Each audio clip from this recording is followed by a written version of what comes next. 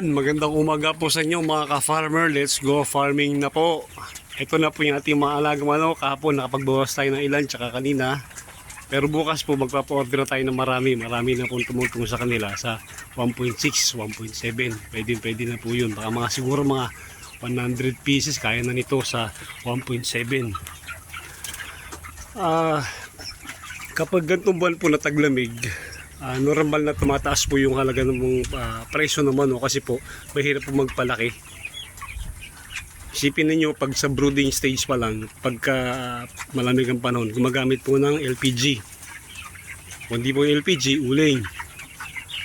Gaano po kahaba yun? Minsan aabutin kayo ng isang linggo mahigit paggamit ng LPG o kaya uling para yung init na yung brooder house ay ma-maintain ninyo para lumaki sila ng maayos, lumaki sila ng mabilis at di sila sakitin.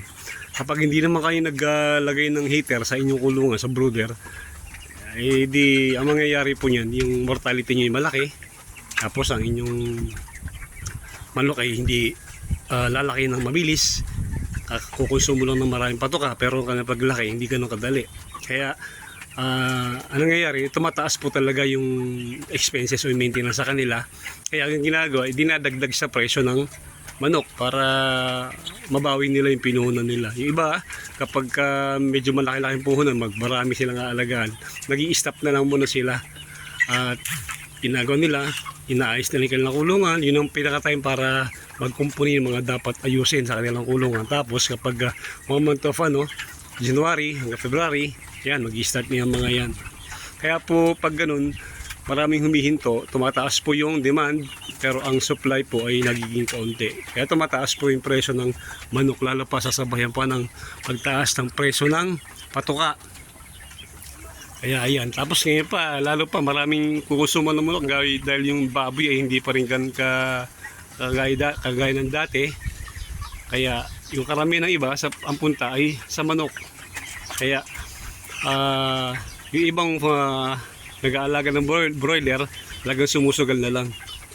Maski malaki expenses, basta marami silang alaga, tataasan na lang talaga nila yung presyo para makabawi po sila. Sa mga gusto magsimula sa pag-aalaga po ng 45 days, ang pinakamagandang panahon, pag-aalaga kayo, mga month of February, yan, February, March, April, May, medyo yung palipas pa lang ang taglamig tapos papasok pa lang yung tag-init, hindi gaano mainit yun. At hindi rin masyadong malamig, tamang-tama lang sa pag-aalaga ng 45 days. Malayo kayo sa pagkalugi at makikita niyo kung kumbaga pagdating na lang ng mga berman talagang pagalingan na mag-alaga, di siguro yung mga ilang panahon nakapagkarga kayo, makapag-adjust na kayo at makakapag-produce kayo ng maraming manok na pwede nyong pagkakitaan.